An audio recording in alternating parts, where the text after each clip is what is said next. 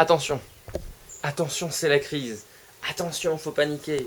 Attention, il faut ne communiquer que sur la polémique, que sur ce qui nous embête, que sur toutes les catastrophes qui peuvent arriver et surtout pas avoir une démarche de communication professionnelle et de pitcher la crise et de pitcher en live. Et c'est maintenant qu'on va voir ça ensemble, chers amis. La crise. Pour cette première session, nous avons 20 minutes et 5 minutes de questions-réponses à la fin. Rappelez-vous, j'ai mis le minuteur et on avance ensemble. La crise, quels environnements d'abord? Je vais commencer par la crise qui est individuelle et il y a la crise qui est de groupe. Donc en tant qu'individu, toi, moi, n'importe qui, on a une fonction interne et une fonction externe. On peut communiquer vers l'extérieur, on peut communiquer à soi-même aussi. Alors les émotions, les pensées avec lesquelles on se triture, c'est tout ce qui se passe en interne. Et avoir une salle de repos, une salle de réflexion pour soi, ça devient essentiel pour voir qu'est-ce qu'on sélectionne, qu'est-ce qu'on choisit en interne, et ne pas se faire embarquer par l'ambiance, l'environnement, la morosité ou la peur. Par ailleurs, il y a une fonction externe. Alors, tu peux communiquer vers l'extérieur, mais tu peux communiquer avec ce qui se passe à l'extérieur, mais qui te donne aussi de l'information. Donc c'est une nourriture pour ce que tu as à l'intérieur aussi. Donc si tu allumes la télé et que on te donne de la peur, et que tu répètes la peur en toi, en interne, et que tu le ressors à l'extérieur, tu es comme le miroir de tout ce qui se passe à l'extérieur. Pour éviter ça, cher ami, stop ce qui se passe depuis l'extérieur, stop les canaux, stop un jour, 2 jours, 3 jours si tu le peux, et recentre-toi. Recentre-toi un instant, reviens en toi, vois tout ce qui t'est utile et tout ce qui ne l'est pas, fais un point de situation selon le plan que je vais te donner là. Ensuite, il y a cet même fonctionnement interne-externe qui se reproduit dans les groupes. Alors, le groupe, ça peut être la famille, le groupe, ça peut être l'entreprise, ça peut être l'institution, ou alors ça peut être une association. Quel que soit le groupe d'intérêt, le collectif, eh ben, on va avoir des choses qui se disent en interne et des choses qui vont être dites à l'extérieur. Mais il y a aussi ce qui est dit à l'extérieur qui va influencer ce qui est en interne. Par exemple, une rumeur peut venir dans l'institution, dans le groupe, dans la famille, et venir la déstabiliser. Et pour éviter ça, il est nécessaire qu'en interne, vous ayez quelque chose de fort, quelque chose qui va ne pas vous faire bouger, une méthode, un processus à connaître dans les temps de crise, et que l'on va voir là. Alors, qu'est-ce qu'il y a d'autre? Il y a la famille, certes. Moi, j'imagine bien que ceux qui sont dans une famille, on ne les côtoie pas tous les jours. Et maintenant, quand on est en confinement, par exemple, pendant la crise du coronavirus, eh ben, on est obligé de rester avec certains membres de la famille. Et parfois, c'est désagréable. Par exemple, quelqu'un va te dire « fais ceci, fais cela », et alors qu'avant, il ne le disait pas, parce qu'il n'était pas tout le temps sur ton dos. Donc, si toi, tu n'as pas le discours interne pour te trouver à toi-même tes axes d'action, tes axes de réponse à l'environnement, n'importe qui peut t'imposer quelque chose. Pour éviter ça, reviens à l'interne de l'individu. D'accord? Si quelqu'un, par exemple, dans l'entreprise ou dans l'association, vient donner la peur que on va fondre les plombs, c'est foutu pour nous, c'est fini, et une information qui va tout chambouler. S'il n'y a pas une communication interne, une force et des valeurs sur lesquelles se reposer, eh ben c'est sûr, la nourriture d'informations extérieures va avoir un impact fort à l'intérieur.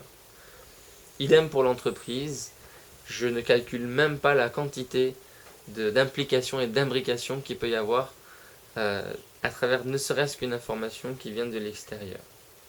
Donc sélectionnez les infos, regardez ce qui vous est utile, regardez surtout ce qui est juste, regardez les sources, et même si tu es tenté de t'impliquer dedans, fais-le à titre personnel, à titre individuel, cogite dans ton individu avant de le communiquer à l'extérieur.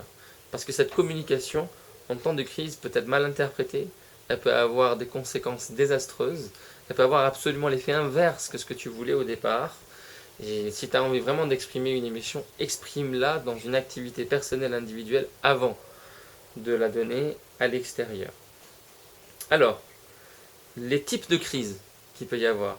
il y a les crises qui sont liées à la nature et les crises qui sont liées à l'homme. Les crises qui sont liées à la nature, tu as deux sortes. Celles qui sont indirectes, celles dont l'impact est direct. Donc, impact indirect, un tsunami, une grippe aviaire par exemple, une grippe animale. Les animaux meurent les uns après les autres, mais ça n'a pas d'impact direct sur la santé de l'être humain. Nature, catastrophe naturelle, impact direct, tsunami, il y a 100 000 morts d'un coup qui se fait. Impact direct lié à la nature. Ensuite, tu as des impacts liés à l'être humain. Et là, j'en ai listé 3 sortes, mais certains disent 4. Il y a ceux qui sont intentionnels.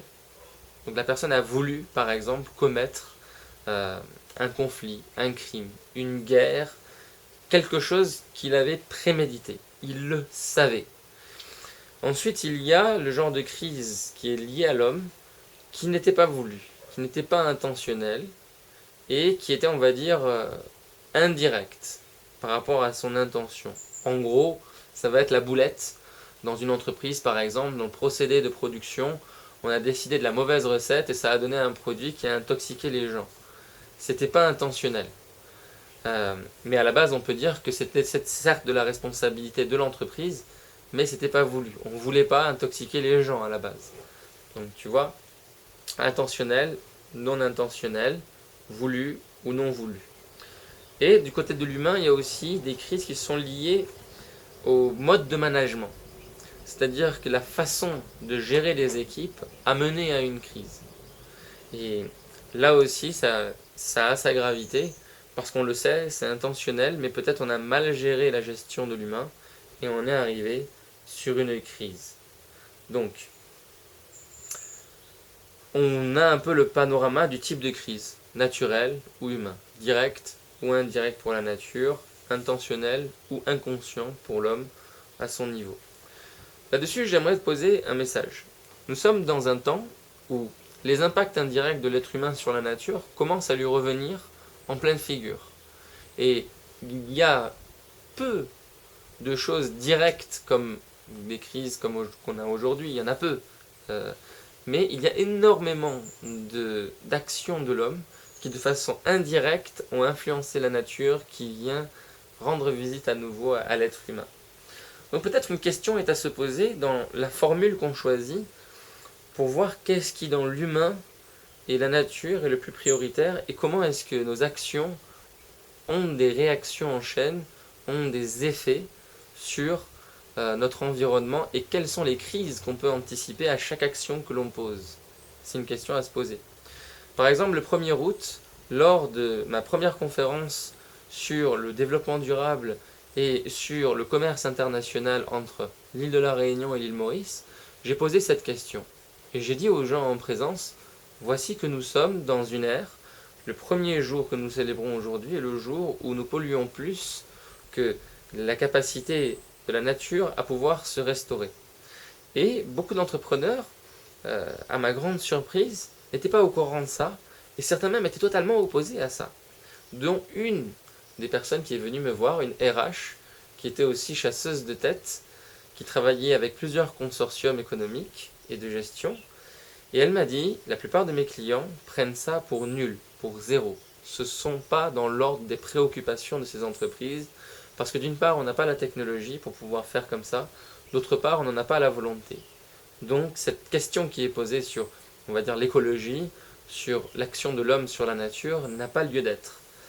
Or, aujourd'hui, avec la crise qu'on est en train de vivre, on se rend compte que, en effet, cette question-là a plus lieu d'être qu'autre chose, voire même jusqu'à mettre en cause nos rentabilités, nos désirs d'aller plus loin sur nos parts de marché et sur nos capacités à innover dans certains domaines, doivent tout être mis en question parce que c'est de la vie de nos parents, de nos grands-parents, de nos enfants qu'il s'agit. Et maintenant, peut-être on commence à en prendre conscience. Mais nous, en tant que non-dirigeants, peut-être de très grandes entreprises, on le voit aujourd'hui, mais peut-être encore eux-mêmes ne le voient pas. Peut-être que ça reste dans les grandes familles industrielles, dans les grands possesseurs de biens de titres de propriété, quelque chose à prendre en compte et en considération. C'est à nous aussi d'avoir ce langage, ce pitch, pour pouvoir convaincre et persuader que ces discours-là sont importants. Dans la crise, chers amis, il y a le timing qui est important.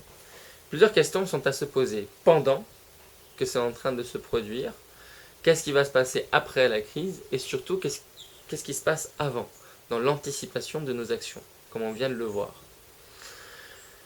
Il y a la question de la durée, combien de temps ça va durer, et de la fréquence. En gros, si on ferme le dossier trop vite, il est possible que la crise redémarre et qu'on se retrouve à nouveau dans la panade. Et à l'inverse, il est possible qu'on ne ferme pas assez tôt le dossier et qu'on fasse durer la peur plus que de raison. Donc se poser la question de la durée, combien de temps ça va durer, et sur la fréquence de survenance, c'est très important. Ensuite, il y a là plusieurs principes à prendre en compte dans tout le processus de la crise, et je vais vous les dire maintenant. Le processus comprend tout d'abord l'entrée en crise. Arriver à détecter à quel moment est-ce qu'on est rentré en crise. Alors, au niveau individuel, tu peux te dire quand est-ce que je suis rentré dans cette angoisse. Au niveau de ta famille, pareil. Au niveau de ton entreprise, pareil. Au niveau d'une crise globale, mondiale, comme on est dans le cas d'une pandémie aujourd'hui, c'est de se poser la question d'où est-ce que ça a démarré et aurait-on pu l'anticiper? On le verra plus tard. Mais de voir où est-ce que ça a démarré et quel est le moment d'entrée en crise. Ensuite, c'est d'évaluer la gravité de la crise et toutes les circonstances qui font que cela est grave et de poser ce diagnostic avec énormément de sérieux et ne pas faire par exemple comme le porte-parole du gouvernement français qui est venu et qui a rigolé de la situation en disant oh, mais il ne faut pas porter de masque, ça sert à rien, c'est une rumeur, ça vient de Chine, ça ne nous attaquera pas nous, etc. Voir la gravité avec sérieux, mais non pas avec misérabilisme, c'est quelque chose qui peut permettre de véritablement engager une action déjà qui va nous amener à l'étape suivante, les facteurs aggravants. En gros, les facteurs aggravants, c'est de dire qu'est-ce qui pourrait se passer de pire. C'est la question qu'on se pose. Qu'est-ce qu'il y a de grave qui se passe? Ensuite, jusqu'où est-ce que ça peut aller en gravité? Par exemple, en Iran, ils ont fait une estimation selon des calculs, des ordres de calcul qui ont été donnés, qu'il pouvait y avoir entre 10 000 morts ou 15 000 morts minimum, et jusqu'à 1 million, voire 1,5 million de décès. C'est au pire des cas. Donc c'est quelque chose à imaginer. Pourquoi? Parce que le pire des cas nous permet à nous préparer mentalement, physiquement, au niveau de nos ressources et de nos moyens pour pouvoir y répondre. Ensuite, étape suivante, c'est la réponse. Comment on organise la réponse à cette crise? Et enfin, il y a la question à se poser, quand est-ce que ça va finir? Et après, le fait de s'être dit quand est-ce que ça va finir, de faire un retour d'expérience sur ce qui s'est passé, afin de peut-être ne pas retomber dans les mêmes erreurs, ou d'arriver à déceler qu'est-ce qui peut être fait si ça se reproduit demain. Par exemple, c'est ce qui a été fait pour les tremblements de terre au Japon, et ce qui fait que la construction, tout le bâtiment, le secteur du bâtiment s'est mis en place, les médias se sont mis en place pour se mobiliser et mobiliser le plus vite possible les ressources en cas de tremblement de terre grave, ce qui fait que aujourd'hui il n'y a quasiment aucun mort, même sur des tremblements de terre qui vont jusqu'à 7, 8 degrés sur l'échelle de Richter. 5 réflexes à avoir dans cette communication de crise, dans ce pitch-là. Vous avez le fait d'avoir une réponse très rapide, la réponse la plus rapide possible. Donc il faut poser le diagnostic vite, évaluer la situation, mobiliser les ressources le plus rapidement possible, occuper le terrain, commencer à agir et enfin communiquer sur ce qu'on fait avec des points de situation qui se font assez rapidement. Le processus d'une crise globalement, crise ça veut dire rupture, ça veut aussi dire prise de décision. En chinois, c'est aussi le mix entre le mot danger et opportunité. Et il y a un processus bien précis dans des crises qui se font et des communications de crise. Il y a la période d'incubation de la crise, on ne sait pas qu'elle arrive, mais elle est en train d'incuber, elle va arriver. Il y a l'élément déclencheur, par exemple dans notre cas, l'élément déclencheur c'est un pangolin sur un marché chinois qui a transmis le virus à l'homme. Ça paraît improbable, mais c'est le truc déclencheur qu'on a dit, voilà, ça a déclenché, c'est venu à partir de là.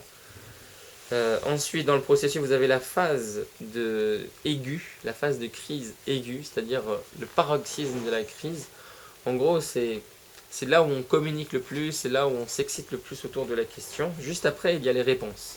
Donc là, il y a une diminution de la phase aiguë, on voit qu'il y a des réponses qui sont mises en place et qu'il y a des résultats qui commencent à être observables. Et enfin, il y a une sortie de crise à travers laquelle on pourra faire le retour d'expérience plus un réajustement dans nos façons de faire. Retenez bien ce processus, c'est très important. Ensuite, il y a dans cette crise, dans la communication, des lieux où communiquer et des lieux où pitcher. Et on peut identifier 3 salles. Une salle de repos, pour se reposer, ne penser à rien, être avec soi-même et puis se faire du bien, revenir à soi. Une salle de réflexion pour penser à la situation, pour y réfléchir, l'étudier, l'analyser, la diagnostiquer. Et une salle qui s'apparente à une cellule de crise. Donc dans cette cellule de crise, tu vas avoir en gros une salle dédiée à la presse. Tu invites les médias à communiquer. Si tu es entrepreneur individuel ou une association, ben, cette salle, ça va être ton site internet, ça va être ton mailing list, ça va être tes réseaux sociaux. Certains créent même un site sur un dark site, c'est-à-dire un site non répertorié, qui ressortent en cas de crise. Pourquoi? Parce que la bande passante, elle doit être énorme pour pouvoir gérer les flux d'informations qui viennent. Donc, là, dans la cellule de crise, il s'y passe des choses. Et il s'y passe beaucoup, beaucoup de choses, d'informations qu'on reçoit, qu'on analyse, que l'on donne, que l'on informe, des actions que l'on fait. Et ça peut s'identifier selon les critères suivants pour communiquer.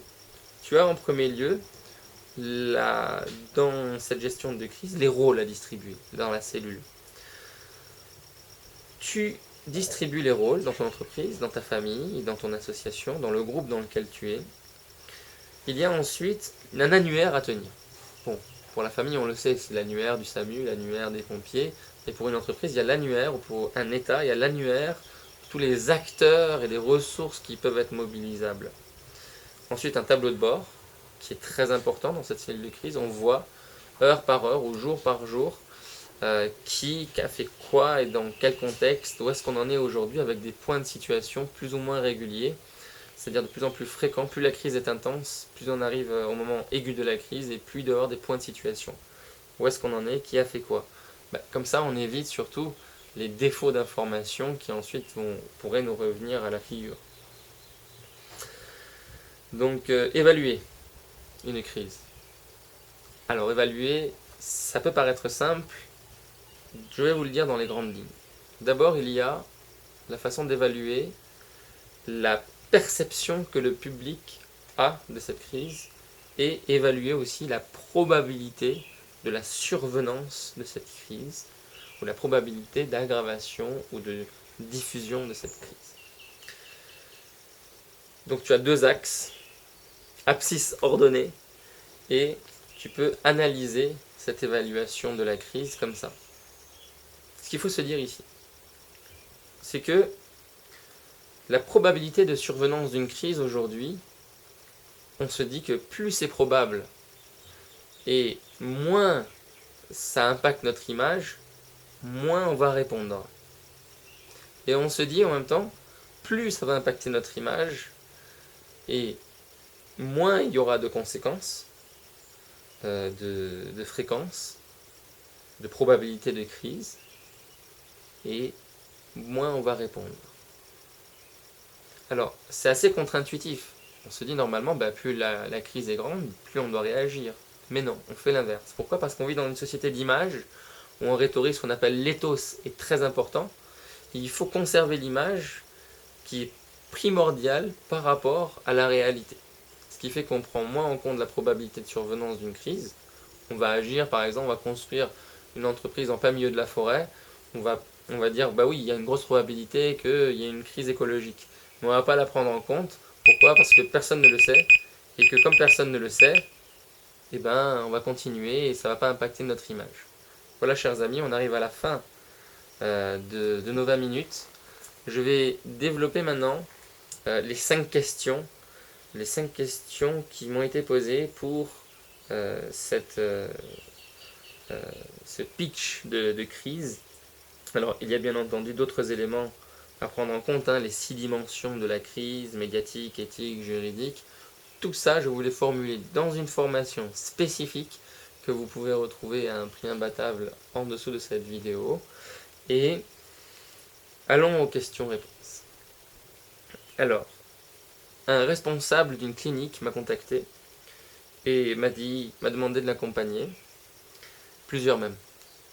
Et là, il m'a dit, qu'est-ce que je dois faire? Parce que le stress augmente, il y a des réponses qu'on me demande et que je n'ai pas. C'est très simple, cher ami. Donne la réponse que tu as. Fais un point de situation, sois clair sur la situation, et dans ce cas de figure-là, n'invente pas. N'anticipe pas ce qui se passera de bon ou de mauvais demain. Parce que si tu dis, ah, ce sera pire, les gens vont stresser, vont se décourager, tu n'auras pas fait ton rôle de manager. Et si tu dis, ce sera mieux, et qu'il se trouve que c'est pas mieux, on va te détester. Si tu dis qu'on est capable, donc on a la capacité pour tout supporter, et que demain il s'avérerait qu'on n'a pas la capacité, tu te retrouvais en position de menteur. Donc dis la vérité à l'instant T. Ce qu'on sait jusqu'à aujourd'hui, c'est ça, ça, ça. Ce que je sais, ce qu'on peut faire, les ressources qu'on a à disposition là maintenant, c'est ça. Et c'est ainsi que tu réponds. Et tout le reste sur lequel tu n'as pas la main, tu reviens à ton individu et tu l'apaises, tu le calmes dans ses discours internes, tu lâches prise. Il y a des trucs sur lesquels tu ne peux rien et il faut que tu te l'avoues en toi-même. On n'est pas surpuissant, on a les moyens qu'on a et on avance avec et on avance ensemble. Autre question, alors là c'est plus familial, j'en peux plus avec mon conjoint, on se bagarre tous les jours, je me demande d'où est-ce que ça vient, il y a des conflits qui étaient là depuis longtemps, apparemment. Ben là c'est très simple, ça vient du fait que la crise a fait une rupture dans nos habitudes et elle nous sort de nos conditionnements habituels, usuels. Et elle nous met dans des situations extrêmement inconfortables l'un comme l'autre. Et c'est dans les situations les plus inconfortables, et bien, parfois, que ressortent toutes nos parts les plus sombres, toutes nos parts qui ne ressortaient pas dans le train-train quotidien parce qu'on avait l'activité, on allait au sport, on pouvait se défouler, on avait des choses pour se divertir, et là on ne les a plus, on est face à face, les yeux dans les yeux, on peut se regarder dans le blanc des yeux, et ça génère le conflit. Comment se sortir de cette situation? C'est très simple, il faut que tu arrêtes avec les informations extérieures un instant. Alors bien sûr, tu as les informations du gouvernement, des préconisations, tout ça tu le prends. Mais tout ce qui est hors de ça, réseaux sociaux, ça, tu arrêtes. Ensuite, tu vas voir en face de toi quelqu'un parfois qui est en colère, frustré, anxieux. Mais avant d'aller voir ce qui se passe chez lui, vois ce qui se passe en toi. Vois les frustrations que tu as. Peut-être tu es frustré parce que ton entreprise n'a plus de chiffre d'affaires. Peut-être tu es frustré parce que ton contrat de travail arrive à terme et que tu as un stress, une angoisse, que qu'est-ce que tu vas faire après, comment est-ce que tu vas vivre. Peut-être tu es au RSA et que tu ne peux pas aller encore à la CAF pour faire tes demandes et qu'il ne t'a pas été versé, les versements ne t'ont pas encore été faits, que tu ne peux pas forcément payer ton loyer. Tout ça, tu dois te l'avouer à toi et tu dois le voir. Et dès que tu le vois, tu peux le dire, tu peux le communiquer. Exactement selon le processus de transformation de crise qu'on a exposé dans cette vidéo. Donc, tu fais un état des lieux, où est-ce qu'on en est, qu'est-ce qu'il y a de grave, quelle réponse est-ce que j'organise, et ainsi de suite. Là-dessus, il n'y aura plus de problème, voire même les crises, parfois, ça permet aux couples et aux familles de se consolider. Si seulement on ne s'éparpille pas. Je m'ennuie, je ne sais plus quoi faire, j'ai vidé la bibliothèque, j'ai regardé je ne sais plus combien de vidéos, je n'en peux plus, je suis tous les jours sur les réseaux sociaux, les mêmes routines, les mêmes choses, je n'en peux plus. Alors là, cher ami, tu vois que tu t'es installé dans une nouvelle habitude, que ton corps est en demande d'autre chose, tu dois changer ça. Tu peux le changer. C'est pas que tu dois, c'est que tu peux. Tu peux comme tu peux ne pas le faire. Tu peux tous les matins, comme je fais, te réveiller tôt, aller faire une promenade et puis revenir. Manger bien le matin. Avoir un moment créatif. Proposer quelque chose. Créer de l'information qui soit nourrissante, positive. Donner quelque chose de bon. Rencontrer tes voisins éventuellement. Et enfin la dernière question, j'ai peur. Cher ami, nous finirons là-dessus. Si tu as peur, si tu la transmets, c'est toi qui es responsable de toute la peur qui va s'éparpiller. Vois cette peur, accepte-la, accueille-la. Et prends la parole une fois que tu es apaisé. Parce que la souffrance, la mort et la maladie sont naturelles.